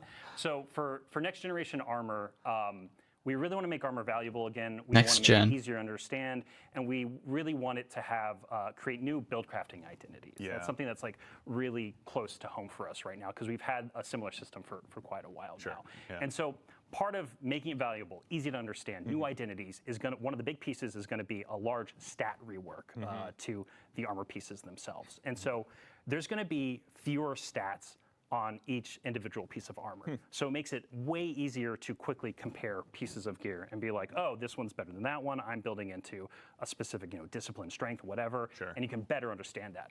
That also means that there's going to be fewer like things we call dump stats. Like you looking at a piece of gear and going like, oh man, it only gives me +5 resilience. I don't really want that. Trash it. Yeah, exactly. Yeah. And like, there's still going to be cases where it's like, oh, it has a lot of resilience, but that's not what I'm building into. But it's just going to be way easier to just glance at stuff. Very cool. And figure it out. But beyond that, right? Like, how can we answer that question of how can next gen armor have this new build crafting identity? Yeah. It also we want to bring new things to the table. Yeah. Right. And so part of the stat. Root mobility. We're going to go beyond 100, Andy. We go beyond Beyond sometimes. 100. Yeah. Beyond We've gone light. beyond light. That's right. Yep. Beyond dark. With prismatic. What This else just makes is there? sense. Yeah. Now we're gonna go beyond 100 with armor. Who knew? Like, who knew? That's Okay. where we go. That was just hidden in the lore book somewhere, I'm sure, right, Allison? Yeah, right? sure. Right? Okay. Uh-huh. All right. Yeah. Thank you. No, we'll No one yeah. double check that. Yeah, but beyond one. don't check our homework. Yeah. So when we go, so what I mean by going beyond 100. So let's talk about strength, for instance. And so this is some early thinking from the team. Yeah. So in the 1 to 100 range, it would still reduce your melee cooldown like it does today. It would still have that, so that would still be really easy to understand. But then from that 101 to 200 range, beyond 100, every point 200. of strength at that point would then give you a chance in order to activate a second melee when power melee becomes charged. So Okay. basically you get double melee. You get to double throw your shields or double throw your knives or throw whatever warlock, space magic stuff they throw Yeah, in. no. I don't play warlock. I'm a hunter. Yeah, I get so- it. Yeah. I can't jump, sorry. Withering blades Yeah. for days. That's it. Yeah. But really, like, the key thing to there, right, is like that starts to create an identity for what you want to build craft into that's very different than just like, oh, hey, yeah, I'm building in melee, lower cooldown, that's cool. But now you can start build crafting into like, okay, I'm going to regularly, especially at the higher end, start to get double melee charges, right? And so the other thing we're considering right now is also renaming that stat from strength to melee so that it's just very specific when you look at the gear and kind of like know what it's cut right to that chase, right? Yeah. Another big thing that's coming with next generation armor to the game is set bonuses. And so this is something, I know, right? Yes. Yeah, like, they're back. So ready. Yeah, we've done like some small versions of it in the past, have been like individual releases, but we're looking at this as like a holistic new system that's coming with pretty much every piece of new legendary armor set that we create, starting with Frontiers. Okay. And so these set bonuses are going to come in the form of wearing 2 or 4 pieces of a 5-piece set. So that gives you flexibility in order to wear an exotic at any point, and it also allows you to mix and match different sets. So you can actually start looking at like gear and go like, oh, I have tier 1, tier 2 of one set, tier 3 of other, and I actually want to like mix match them together for different combinatorics for different build crafting identities. I'm getting like really deep into the weeds here, but the thing that's like really exciting about this is that like one of the perks the team is playing around with that these new set bonuses could give you could be one that's built all around like Tex Mechanica style play, which is like all about hip firing, right? And all about that yeehaw. And then like the more you build into that, you're going to be buffing your Tex Mechanica weapons. And so that's just like one example. But yeah, it's the whole space is just going to like really expand and just become a lot easier to manage in your head and also build complexity into. And so I'm super stoked for it. No, you guys obviously have been doing a lot of great stuff. So we've touched on armor here briefly. All that sounds awesome, but can you tell us a little bit more about weapons and kind of how they're going to evolve as well? Yeah, so we're a little earlier on weapons right now. We wanted to talk about next gen armor because we have a lot of juicy, good plans coming together right now. Armor's way weapons, easier. The thing I can say is that like in the game today, we have higher tiers of weapons to chase, like adepts and raid weapons, right? And so those things with them come with exclusive perks that basically, cut above the noise of other weapons you might be earning in any individual release. And so we know from the tiering perspective of weapons themselves that like, hey, we already have this kind of touchstone for us that we see that works pretty well. And it's like, so it's really like, how can we meet or clear that bar, right? Like, how can we create those exclusive chases at the top of that aspirational mountain for players to climb? Okay. So actually, additionally, too, we've heard some concerns that, obviously we're going to maybe be over-indexing on just bringing back reprised weapons. And Guardians will just be out there chasing down something and re-earning something that's just sitting in the vault anyway. Can you tell us a little bit more about like kind of the weapon chase and what you guys are planning on doing with each, subsequent release? Yeah, so just to like make sure to clear the air here a little bit, right? Like every expansion, every season, every raid, every dungeon, there's gonna be new weapons, right? We're not slowing down there in terms of like making a lot of compelling new weapon content. Cool. Okay. But the thing about reprisals and revisions that I think is true for a lot of Destiny players is like you have that favorite gun, right? You have that gun that you loved at one point in time, and over time it's just Ringing not now. as useful in the contemporary tuning, activity, sandbox, whatever, right? Like just something about it isn't as good over the years. And so like we did with the Brave Arsenal and Into the Light, like that's our touchstone for like, hey, how can we go in and update, fan favorite weapons, bring them back, breathe some new life into them, and make them interesting to use again. And I also think what's great about that is that people who never got to use their Recluse or Better Devils or something that we haven't reprised just yet, right? Is like, oh, that's their first time experience with it, and they've heard how cool it is. To all the Guardians who are going to dive into Revenant and get to try Chroma Rush for the first time. Oh, yeah. I am trying that gun for the first time. It's so good. I'm glad it's coming back. It's great. Okay, that all sounds awesome. So everything that Robbie just spoke to, there's going to be a next-gen article, a next-gen armor article going up on Bungie.net after the stream wraps up. But Robbie, is there anything else you want to say? Yeah, so something that I should probably touch on. We have is, that like, to look we're at. talking a lot about like all this cool gear and like, but like there's a question here, right? That immediately becomes posed of like why does it matter, right? Like why do I care about it? And so we've talked a little bit, right, about the fact that there's going to be customizable difficulty coming in Destiny with Frontiers, and then also changes to modifiers and things like that with like the Banes that we announced in the recent blog post. And so to making expansions deeply replayable, kind of like I was talking about earlier in our section, and then the customizable difficulty, and then the new modifier systems. Like these are all things that are being built into a structure so that you're going to need to chase that high tier gear. You're going to need to craft that complex set bonus, perfect combination of Tex Mechanica gear in order to take on some of the hardest challenges inside of the game. And so this isn't just about changing gear. This is also figuring out how we can bring new and interesting challenge to Destiny, and how we can really like breathe life into the challenge of the game. Very exciting. Awesome. Yeah. Should be fun. Yeah. All right. Well, plenty more information on that to arrive on the blog that's going to be arriving on Bungie.net shortly after this. But I don't think I'm going to be able to top what Robbie just said. So we'll go ahead and get ready to go ahead and close out the stream here today by first thanking all of you fine folks at home for joining us today. We love getting a chance to put these streams on and hang out with all of you in the community, and it doesn't mean anything unless you show up. So thank you for taking the time to join us today. As a reminder as well, there's a Twitch shop going on right now. That's a heads up. You can probably see it pinned in chat, but just to remind everyone at home that if you've earned the Twitch drop, I should say, rather, it will be arriving on your Guardian when Revenant launches on October 8th. So if you don't get it today, worry not. That's by design. It'll be arriving on October 8th. Okay. You'll get to put your shiny new emblem on. Bungie. And of course, a huge thanks to our guests here, Robbie and Allison. Thank you so much for joining us today. Thank you, Andy. Absolutely. And then the folks from our first segment as well, Chris, Clayton, and Jerome as well, Incredible. Thank you so much for taking them to join us. And of course, we'd be remiss if we didn't mention the amazing folks doing the actual heavy lifting behind the scenes, Peyton, Ashley, and Justin. Thank you so much. Well done. Ashley, one of the folks that helped design a lot of the stuff we looked at today. So thank you Big all clap. for taking the time to joining us from the throne world, as we call it here, back here in the studio. But yeah, a quick recap. We talked today a little bit about what's to arrive with Act 1 of Revenant, arriving just next week, next reset. It'll be arriving on October 8th. Make sure to go ahead and sign up for the Twitch Rivals Dungeon Race. It'll be shipping out on October 11th. And remember, if you're one of those top 3 teams to go ahead and make your way through, then you'll be able to get the cool embroidered hoodie as well. But there's going to be more information about that arriving on our socials. And then I think that's about it. I think I've concluded my my notes here on my laptop. So again, thank you all for taking the time to join us. Make sure and follow us at Destiny the Game across the board on whatever social channel you like. Make sure and check out our Discord as well. We've been making some updates out there in terms of the announcement channels. And keep an eye out for the TWID for all this great information. And lastly, but very not least, make sure and head out to Bungie.net after this stream concludes. Read that Next Gen Armor article. We will look at that in a minute. Lots of information. Is it fair? No, but we like you, so we're going to keep doing it anyway. So in the meantime, take care of yourselves, take care of each other, and we'll see you all Starside. Goodbye. Cool. All right. Let's see. Got that one looking, got that one ready. Paving the way.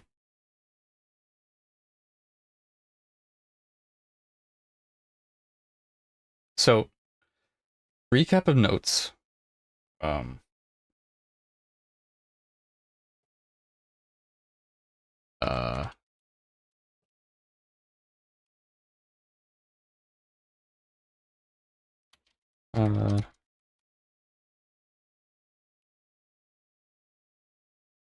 over the view later. All right, so notes very quickly. We'll just go through stuff. So, starting from the top. Project Apollo, codename Apollo, the first part of Frontiers. Metroidvania-inspired world. I don't even know what to imagine for this. That makes no sense to me. Player-driven story. Seems to be, instead of it being like a book, it's like those choose-your-own-adventure kind of things maybe, where it's like, okay, you did this thing, jump to this area, do this, and then if you want to go back, start this point, and then jump over here. Interesting. New armor tier. Not new armor tier. Maybe. Unless it's like adept armor, but we already have that. So it's just armor wards, codenames. All of it's going to be similar to Rise of Iron releases, structure-wise for the story, for each half. It's coming out in half like Curse of Osiris and Warmind. Story structure, gameplay structure, going to be similar to Rise of Iron. Great game, or great DLC. They are fixing story pacing, which is good, because before it was like, new week, go here, talk to person, go kill thing for 10 minutes, come back here, talk to me, go talk to this person, come back, talk to me, you're done for the week. Maybe half an hour. So they're changing that, changing the mission loop so it's not just ping pong between NPCs. They're doing a focus on exploring the worlds. I think that goes into the Metroidvania. I can only imagine. So, as you're exploring the world, doing the normal, where's the lost sector? Where are the chests spawn? Where's the bosses? Where's the enemies? Blah blah blah blah blah. New secrets. A new race, possibly. I'm not sure. It's Slaughterhouse 5 and other 1960s music inspiration. I'm a fan of the 60s. I'm a fan of older music. If you listen to the music on stream, you can hear that. I got a lot of Fallout inspiration. I got a lot of 60s. That'll be good. Secret door story method. So that's kind of like when we had Black Armory introduced in the tower. That spot was always just a wall you would run past.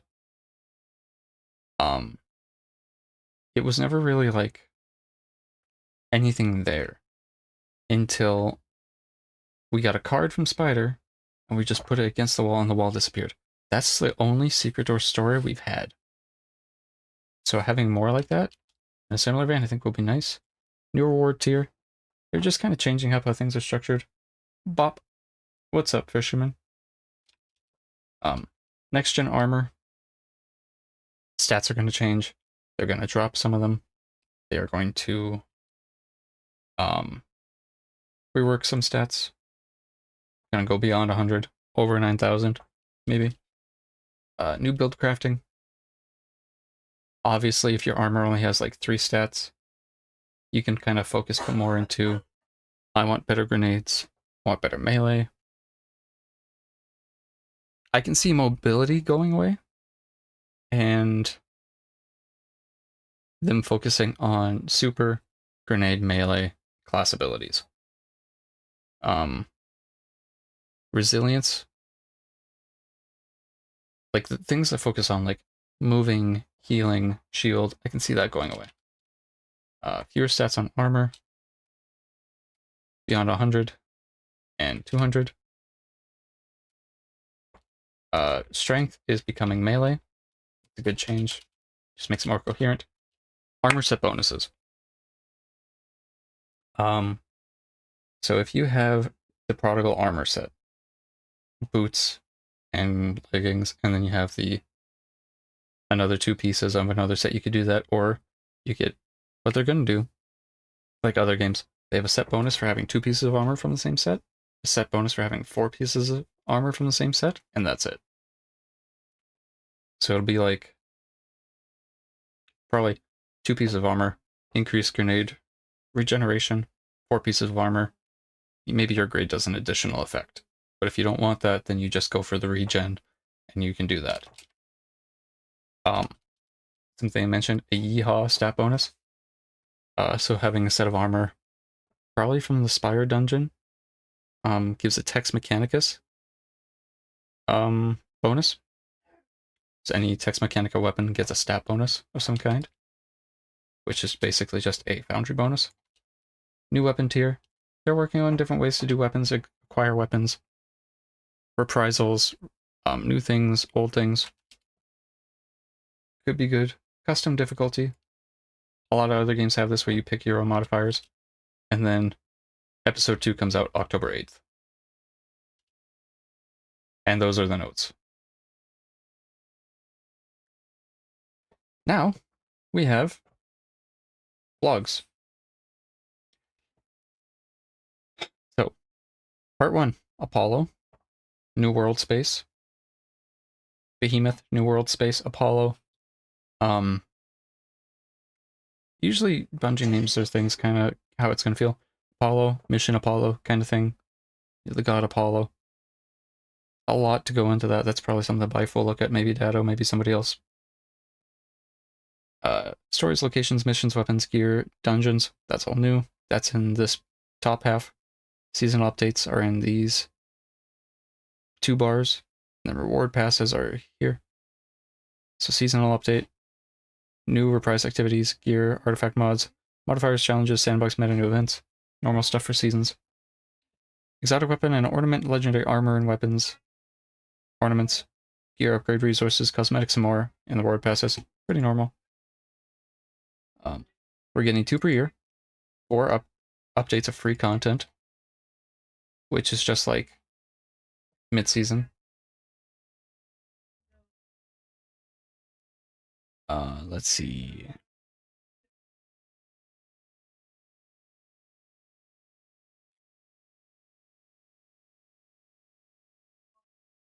So, concept art. I don't recognize the armor in this. Or the weapons. But annual expansions. Basically, they're just kind of talking about the structure of what it's going to have and things. New weekly events. Approachability. Destiny's too complex. Hundreds of activities. Practically need a PhD to decide what to play and how to get rewards you're looking for. It's been a criticism for a long, long time. They're finally fixing some of that.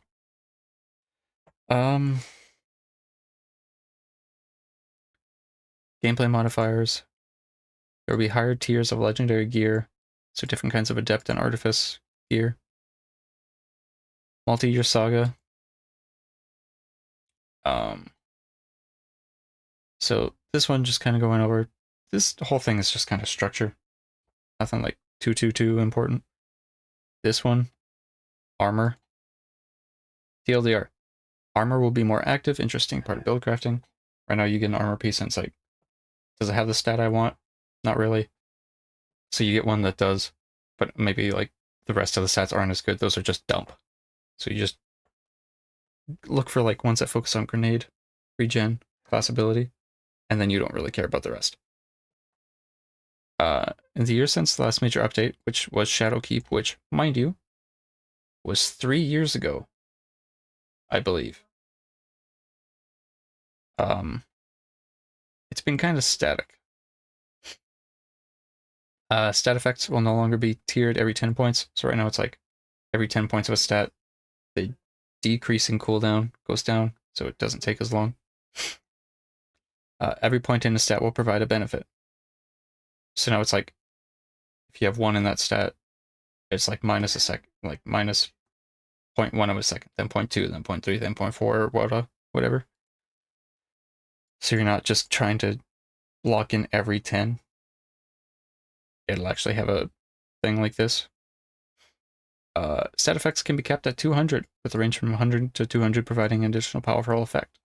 So instead of just cooldown reduction, it's also like, you do a second melee. Purple armor, legendary armor, of a stat archetype, which determines the primary and secondary stat types.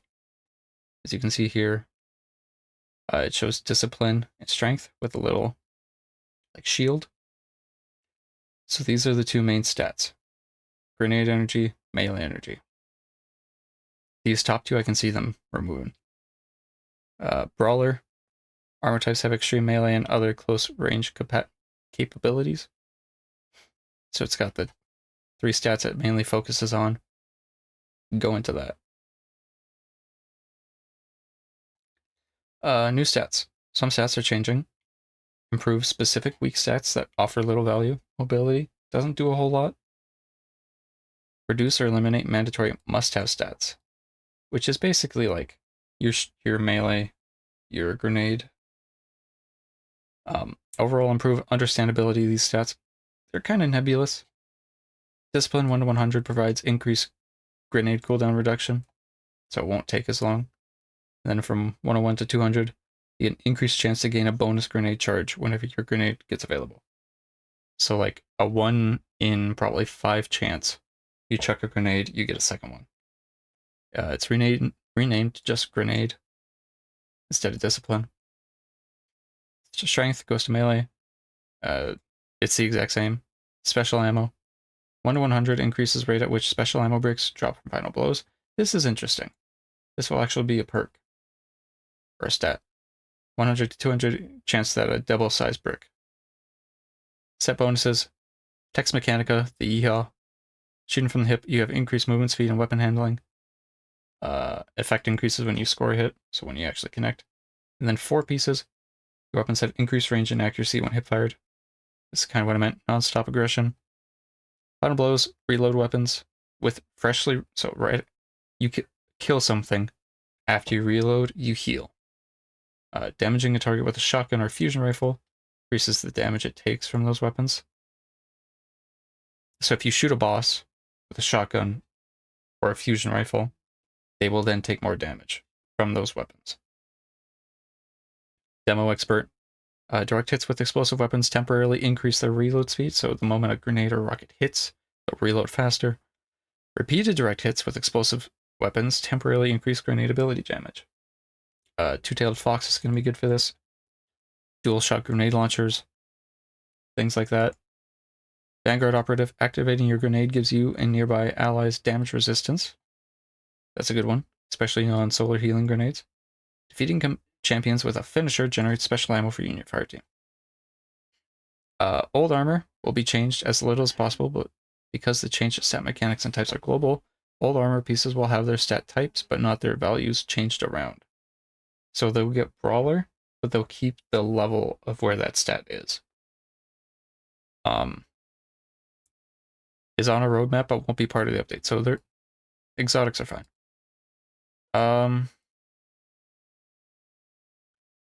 which is an option. Adding more space, they might do. Long-term storage, more desirable roles are really hard problems. I think what they could do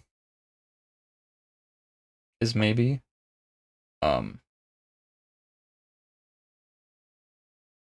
lock in just like a stat you want to go for and then auto delete if something doesn't have those stats. So if they have a chess piece, like you pick up two chess pieces, you want to focus strength and discipline. So one of them has a strength focus, but the other two are like intellect and mobility. You'll keep that. But the second chess piece you get has mobility, resilience, and recovery. Doesn't have the stats you're focusing on. That chess piece gets auto-dismantled, I think is what they could do. That way, when you pick something up, you'll know it wasn't what you have or what you wanted. Kind of thing. I think that's a good idea they could do. Basically, why are we regrinding? Players find current armor somewhat stale. It's been the same for years. True. They're trying to, like, overhaul it.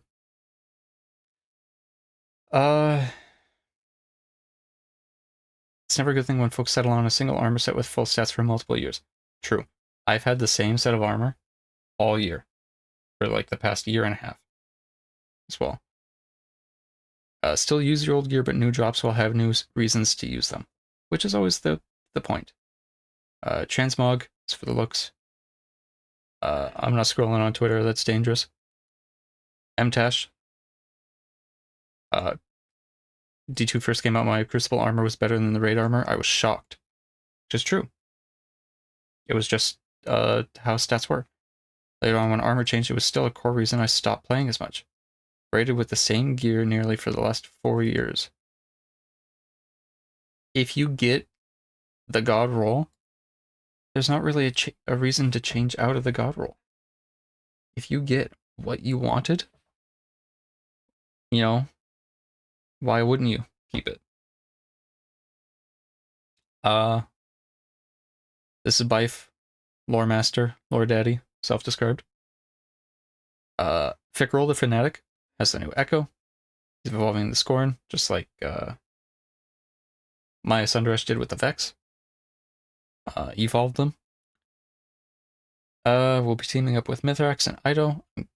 They said, like, enemy of my enemy. I'm guessing it's probably going to be Aramis. We killed 10x. I don't think he's coming back a 5th time. Ido learned a lot about lore. Kind of thing. She'll be our new, like, she'll be like what Failsafe was. New onslaught mode, new defenses, new enemies, new maps, new exotic, new defenses, new exotic grenade launchers, a primary infinite ammo one. Spawn stasis crystals and will spawn ammo bricks for you.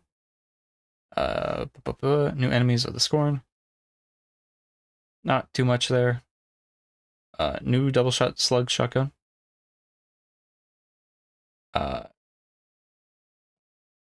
Also see appearances from other old school Luxney. Yeah, Spider, Barracks, Aramis. Double fire stasis grenade launcher. That's good. New perk on a hand cannon called Rhyme Stealer. New precision arc hand cannon. New artifact. Stasis, grenade launchers, arc, void.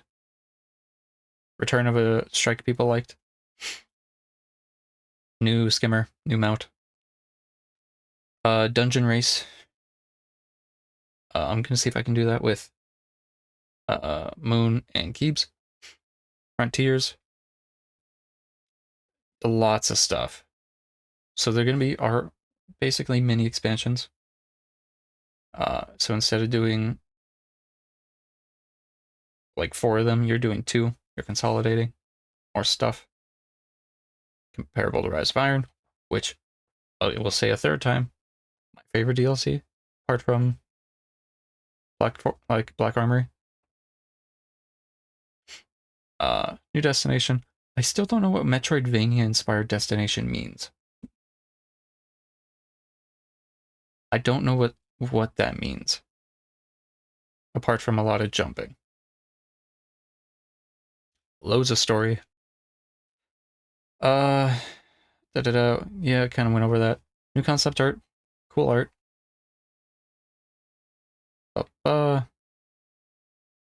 Secret doors, secret door missions, kind of thing. Kind of all what we've seen before. This week, new stuff. Focused, strike, Devil's Lair. It's a bow. Increased Crucible, Gambit, and Vanguard Ops for reputation. Burn Salvation is the raid. Maybe I can actually get people to do that. Shadow Throne is the dungeon. And then Avalon is also the dungeon. And then Halloween armor. The normal stuff. So, oh, my head is still here. I forgot. So it's kind of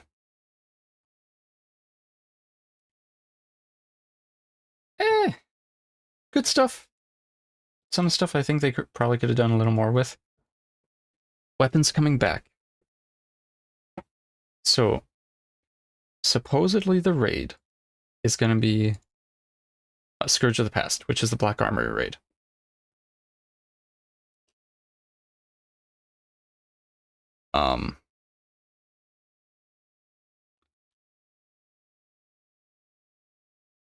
And if they don't bring back all the weapons, they're gonna get a lot of flack.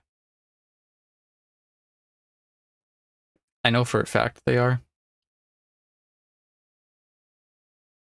Because, like, you had Anarchy, you had, like, they'll bring back Anarchy, No Feelings, the Rocket Launcher, Tempered Dynamo, which is the Fusion, No Feelings is the Scout, Threat Level is the Shotgun. They'll bring all those back, they'll bring the armor sets back. But the other Black Armory weapons, like Ringing Nail, Kindled Orchid, I forget what the other sniper was, they're gonna get trouble. They're gonna get people complaining. There we go. So, I feel like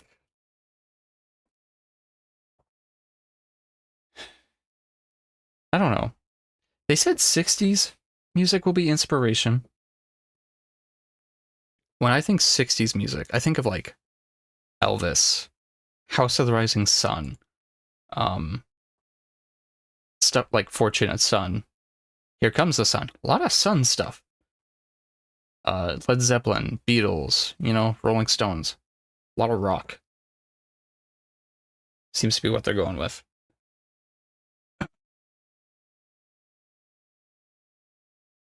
So, like, Stand By Me came out. So I can see that, like, them hopping between those two themes. I'm really hoping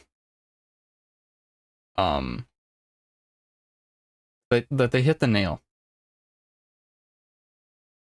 They hit the ringing nail. I hope they do this well, because it's going to be all at once. Apollo is after. So we have this story, and then we have episode 3. When does episode 3 come out? What did they say? When does Frontiers come out? Destiny. 2025. So Frontiers comes out next year. And I can see, like, episode 3, I think, is also coming out next year.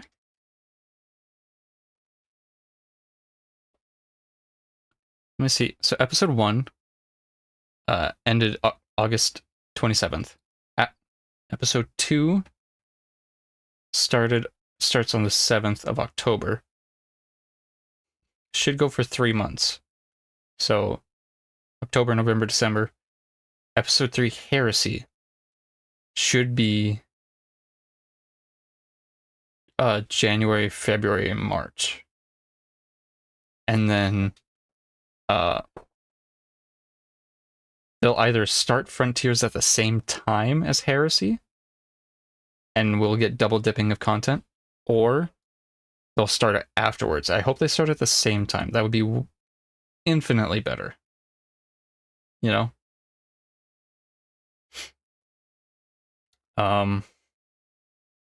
I really don't know what else they could do. Because if I, like, here, I'll launch Destiny and we can take a look.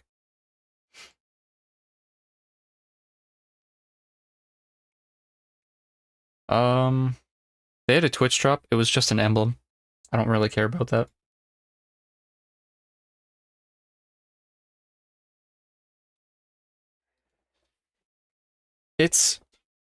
I want them to do good. And we'll have to see. There should be a trailer coming out sometime in the next week for Revenant. At least a trailer for the dungeon. And I'll be doing that with the boys.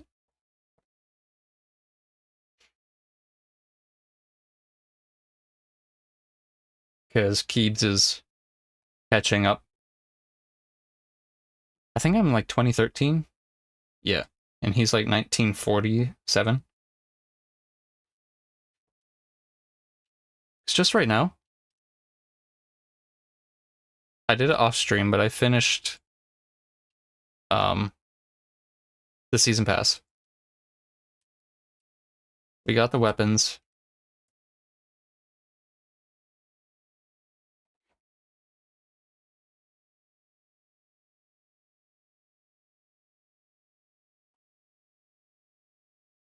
I don't think so to my knowledge, these episodes aren't gonna go away. These should be staying.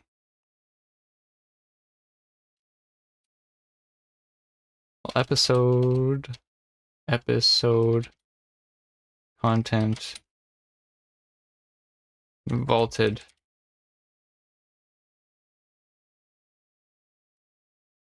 Destiny 2.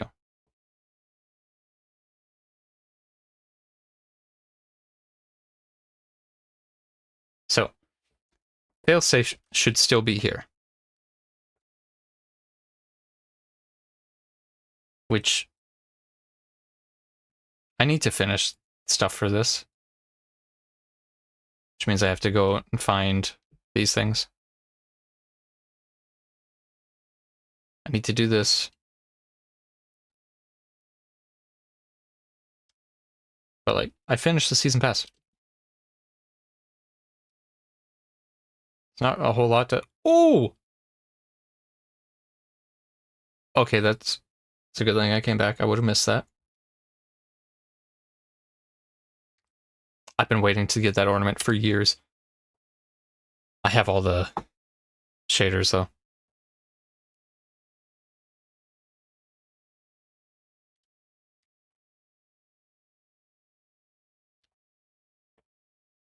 So there's not, like, much else to do now. Oh.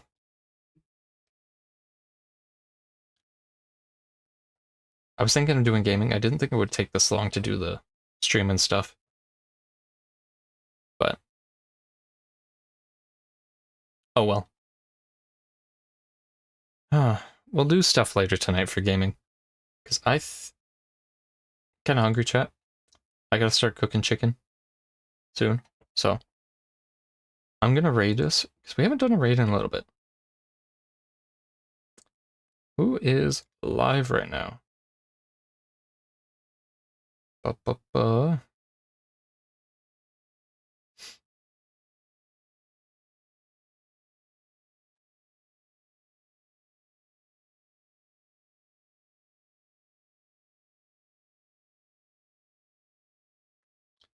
I see... let's see. Let's go to Ginkgo. Ginkgo's doing some art right now. So, chat, I will see you again tonight in like 6 hours. We're going to be doing gaming. Probably Destiny, because we got to get back into that groove. Build up the muscle memory again. There's a Discord, there's YouTube below. If you like what you see, follow. If you like what you see on the YouTube, appreciate a subscription. You know, a little sub. It's free on both. Otherwise, I hope you